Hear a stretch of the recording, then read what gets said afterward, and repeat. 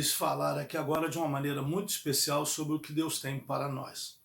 Eu escolhi um texto muito interessante, muito emblemático, que é a passagem de 1 Livro dos Reis, capítulo 17, verso de número 2 até o verso 6, onde diz assim: Veio a Elias a palavra do Senhor, dizendo: Retira-te daqui, vai para o lado oriental e esconde-te junto à torrente de Querite, fronteira ao Jordão. Beberás da torrente, e ordenei aos corvos que ali mesmo te sustentem. Foi, pois, e fez segundo a palavra do Senhor, retirou-se e habitou junto à torrente de Querite, fronteira do Jordão. Os corvos lhe traziam pela manhã pão e carne, como também pão e carne ao anoitecer, e bebia da torrente. Mas passado dias, a torrente secou, porque não chovia sobre a terra. Esse versículo 7 que eu acabei de ler, ele é importante, porque Deus agora vai fazer outra coisa, vai dar outra instrução a Elias. Mas Elias é um sujeito muito interessante, é uma figura muito emblemática na Bíblia, porque ele é usado por Malaquias, que aponta para uma situação no fim dos tempos, e Elias parece ser também uma das testemunhas que aparecerá quando da volta do Messias. Nessa passagem bíblica, nós percebemos uma instrução de Deus para Elias, e aqui está inserido um importante cuidado de Deus para aqueles que cumprem a vontade e a missão de Deus. Elias é um sujeito onde, nos capítulos anteriores, Deus então leva Elias, nos versículos anteriores, melhor dizendo, Deus manda Elias orar para não chover. Isso é muito interessante, o fato de Deus dizer para Elias orar. Por que Deus simplesmente não manda parar de chover? Por que Deus não fala para Elias: ó Elias, vou parar de chover? Por que Deus manda Elias orar? A razão toda é porque essa história toda tem um fundo didático, tem a proposta de ensinar aqueles que leem a palavra de Deus. Assim, os escritores que ali colocaram essa narrativa têm o propósito. Deus, todas as vezes que quer fazer alguma coisa, segundo a palavra do Senhor em Amós, ele avisa aos seus profetas, aos homens e ou às mulheres de Deus. E nesse caso, Deus avisa que quer fazer algo na terra, porque o povo tinha abandonado o Senhor. Então, para Deus fazer, é necessário acontecer alguma coisa. Acontece que Elias é a figura muito parecida conosco, porque Tiago diz que Elias era um homem sujeito às mesmas paixões que nós. E orou, e por 3 anos e meio não choveu. E orou, e choveu. Além desse fato, Elias é muito interessante, porque ele orou, caiu fogo do céu. E Elias é uma figura muito também interessante, porque ele é um exemplo de como uma pessoa pode começar com o sucesso e terminar com a desgraça ou com suas próprias falhas, porque não sabe lidar com o insucesso. Elias é uma característica muito interessante, ao contrário do apóstolo Paulo, que começa com o insucesso e termina com o sucesso, relatado em Atos capítulo 28, e Elias começa com êxito, orando, e Deus para de chover, faz parar de chover. Elias é sustentado de uma maneira impressionante pelos corvos. Essa passagem bíblica quer nos ensinar como Deus nos sustenta no meio da escassez, como Deus trabalha a nosso favor quando nós cumprimos os seus propósitos. Então, se eu fosse dar um tema a essa palavra, seria o Deus que cuida daqueles que lhe obedecem. Elias obedece a Deus porque ele ora e não avalia as consequências do que será ficar 3 anos e meio sem chover, por uma razão muito simples. Ele sabe que está obedecendo a Deus. A segunda coisa muito importante dentro dessa passagem bíblica é que Elias é uma pessoa que não olha para o futuro, ele olha para Deus. ele deixa que Deus decida as coisas por ele. Somente quando ele resolve decidir as coisas é que ele tem problemas. E Elias nos lembra de modo muito interessante algumas pessoas que estão sendo abençoadas por Deus, sendo abençoadas por Deus, sendo abençoadas por Deus, e chega uma hora que eles acham que são os queridinhos de Deus. E que Deus tem uma maneira muito especial de lidar com eles, como se Deus não tivesse outras pessoas especiais. E porque eles acham que eles são especiais de Deus, acham que tem um favor a mais de Deus. Não esqueça que Deus é justo. E porque acham que tem um favor a mais de Deus, acabam entrando pelo caminho da vaidade e da soberba. Por isso é que quando, depois de orar, cair fogo do céu, depois de ultrapassar os carros de Acabe, ele simplesmente recebe a promessa da parte da rainha Jezabel de que vai matá-lo, e ele teme, se apavora, vai para o deserto, e lá no deserto ele procura a morte. Sobre esse assunto, que é muito interessante, esse comportamento de Elias no final, porque isso fala de angústia, de ansiedade, depressão e tentativa de suicídio. Mas isso eu falo outra hora. E nessa passagem bíblica eu quero falar sobre como Deus nos sustenta, como Ele cuida de nós quando há adversidades, apesar dos problemas à nossa volta, Deus sempre vai cuidar da gente.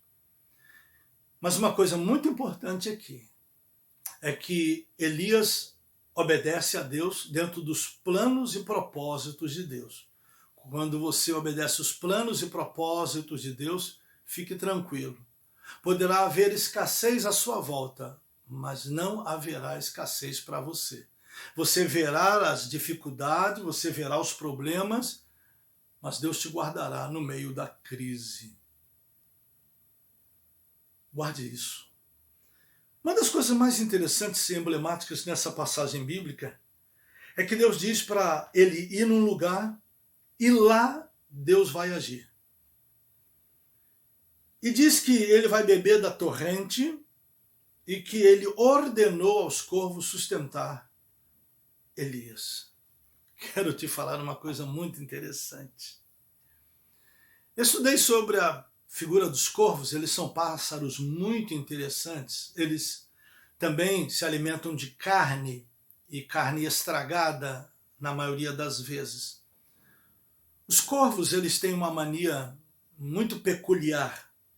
Eles são um pouco egoístas e eles têm uma mania muito interessante de esconder ou tapear os outros parceiros deles, ou outros pássaros ou outros animais, escondendo a comida deles. Então o corvo ele é muito interessante porque ele é capaz de, pegando um alimento que ele tem, e ele percebendo que alguém está olhando, um animal está olhando, um outro pássaro está olhando, ele faz um trabalho, eu chamaria de mágica, de encantamento ilusionista. É só uma figura de linguagem que eu estou usando com você. Ele finge que guardou o alimento em determinado lugar, e quando aquele animal ou aquele pássaro desvia o olhar, ele esconde no outro lugar. Ele tem essa mania. Uma coisa muito interessante é que os corvos, repito, são egoístas. Às vezes, somente a fêmea cuida dos seus pintainhos, mas muitas das vezes o macho oculta a comida da própria fêmea. É o hábito deles. E a coisa mais interessante nessa passagem é que Deus está dizendo: eu ordenei aos corvos te sustentarem. E a coisa mais interessante é que Elias, tendo se retirado e obedecido às regras de Deus, conforme Deus havia lhe dado, Deus cumpriu sua promessa como havia dito. O texto diz que os corvos lhe traziam pela manhã pão e carne, como também pão e carne ao anoitecer, e ele bebia da torrente. Elias, no meio da crise, não fique pensando que Deus vai lhe dar iogurte, não fique pensando que Deus vai lhe dar coisas portentosas. Deus vai te dar o necessário. Uma das coisas que nós precisamos aprender quando nós obedecemos a Deus, quando nós fazemos aquilo que Deus quer. Não pense que você vai ficar milionário financeiramente. Você pode até ficar. Mas uma das coisas mais interessantes nessa passagem bíblica é que Deus nos prospera. E prosperidade, quero dizer a vocês, que nem sempre é riqueza. Uma pessoa pode ter milhares de dólares e mesmo assim não ser próspera. E a prosperidade é quando você tem tudo aquilo que você precisa, aquilo que te sustenta e o necessário para você sobreviver, vestir e morar. Deus deu a Elias um lugar para morar, Deus deu a Elias um lugar onde ele ia alimentá-lo. Guarde isso no seu coração. E Deus providenciou meios de como ele ia ser sustentado. Uma coisa que eu quero te ressaltar: nem sempre Deus mandará corvos para lhe alimentar. E nem sempre a comida virá do céu. Haverá situações em que nós teremos que trabalhar para obter a comida. Mas essa passagem é emblemática porque aqui é uma crise seríssima. E eu estou te avisando porque nós estamos no meio de uma adversidade grande, que é essa crise de Covid, coronavírus, e que alguns estão muito preocupados com o seu sustento amanhã. Não se preocupe. Continue fazendo a vontade de Deus, porque o Senhor Jesus disse que Deus tem cuidado de ti. Nessa passagem bíblica, a coisa mais emblemática são os corvos. Como eu já lhe expliquei, eles são egoístas e eles escondem comida. Mas aqui, eles não ocultam a comida, não escamoteiam a comida. Eles são ordenados por Deus para alimentar Elias. Sabe, há determinados momentos na vida da gente em que Deus se vale de qualquer coisa, simplesmente por minha e por sua causa. Deus é capaz de levantar uma pessoa inesperada para lhe trazer alimento. Eu sei disso. Já aconteceu comigo N vezes de Deus levantar maneiras impressionantes para manter a casa da gente. De às vezes eu apenas pensar no meu coração, pensar na minha mente, pensar um pouquinho sobre o que eu preciso. E no dia seguinte, Deus me corresponde. Eu tenho certeza que você já passou por isso também, somente esqueceu. Pois eu quero te trazer à memória aquilo que lhe dá esperança, trazendo à sua memória a fidelidade de Deus. E nessa passagem bíblica, nós temos algumas coisas interessantes. Foi, pois, Elias e fez segundo a palavra do Senhor. Primeira coisa, se você quer que Deus, de maneira miraculosa, se você quer que Deus, de uma maneira sobrenatural, se você quer que Deus cumpra sempre suas promessas a você, cumpra a palavra de Deus. Ande de acordo com os princípios de Deus. Se você andar de acordo com os princípios de Deus e aquilo que Deus pedir que você faça, oriente. Porque todas as vezes que Deus quer fazer algo especial para você, Ele sempre te dará através de um abestado como eu ou outra pessoa, qualquer que Deus vai levantar, Deus vai te dar instruções.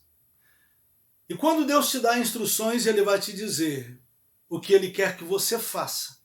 E uma vez que você cumpra o que Deus diz, e como diz o texto, foi, pois, e fez segundo a palavra do Senhor, retirou-se e habitou junto à torrente de Querite, fronteira do Jordão.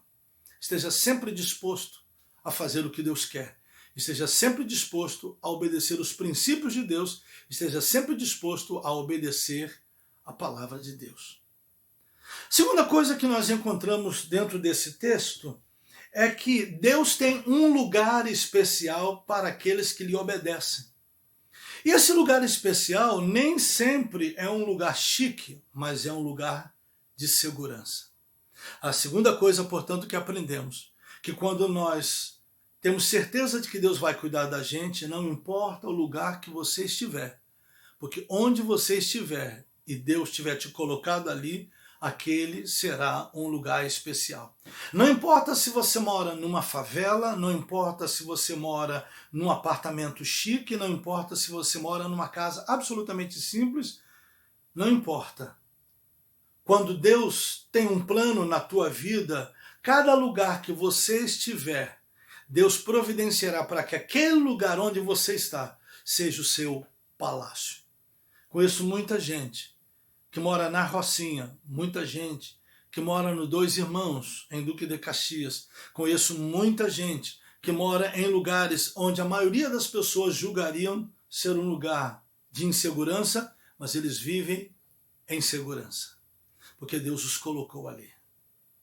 Então, uma coisa impressionante é que Deus não tem somente uma palavra para você obedecer no que se refere a fazer algo, mas também ao lugar onde Deus quer que você esteja.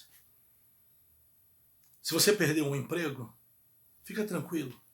Apenas busque a Deus, porque muitas das vezes Deus te tira de determinadas situações e te coloca em outras que a princípio parecem ser complicadas.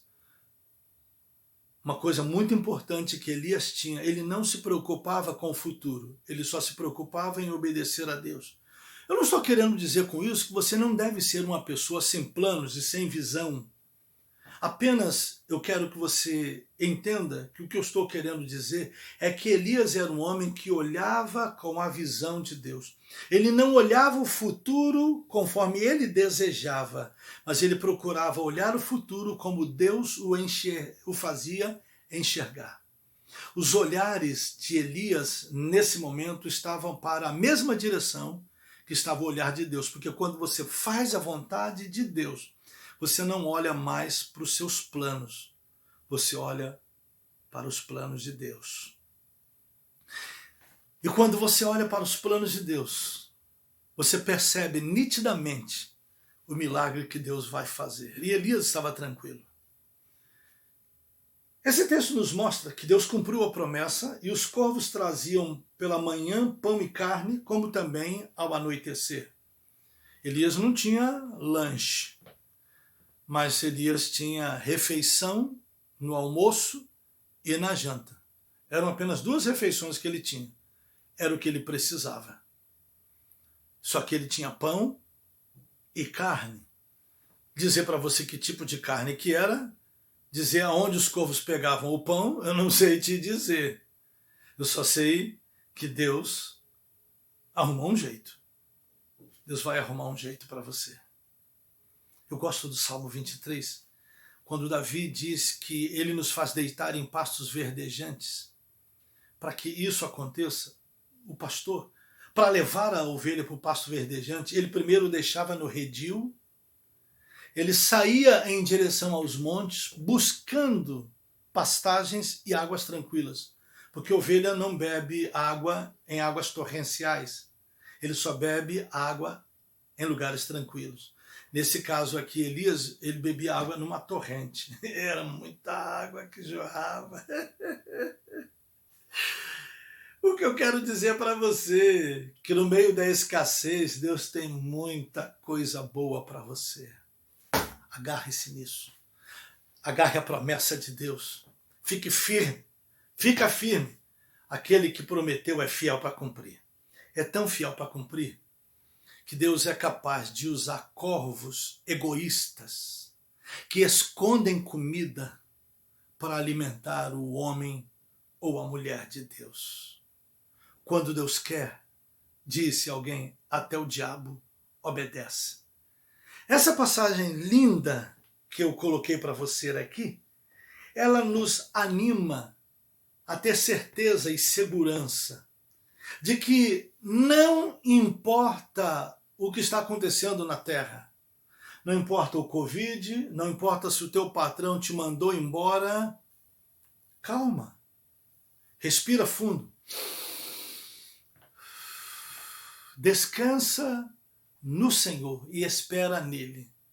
Deus tem uma torrente de água, Deus tem um lugar, e Deus tem, se necessário for, pessoas que nunca estariam dispostas a ajudar ninguém, Gente que é incapaz de abençoar outras pessoas. Mas quando Deus tem um plano, ele usa ainda assim essas pessoas para cuidar de você. Você pode chamar essas pessoas de ímpias. Eu chamo essas pessoas de instrumentos de Deus. Deus faz qualquer coisa para abençoar a sua e a minha vida. Quero concluir dizendo uma coisa a você. Não fique pensando que porque Deus está te sustentando, Deus está cuidando de você, que não vai vir outros tempos de crise. Sim, virá outros tempos de crise. Por quê? Porque a vida é assim. Só que você, ao invés de ficar olhando para os problemas, você sempre olhe para as soluções que Deus já trouxe a você e que Ele vai trazer. Nós não vivemos de passado, mas nós vivemos de exemplo.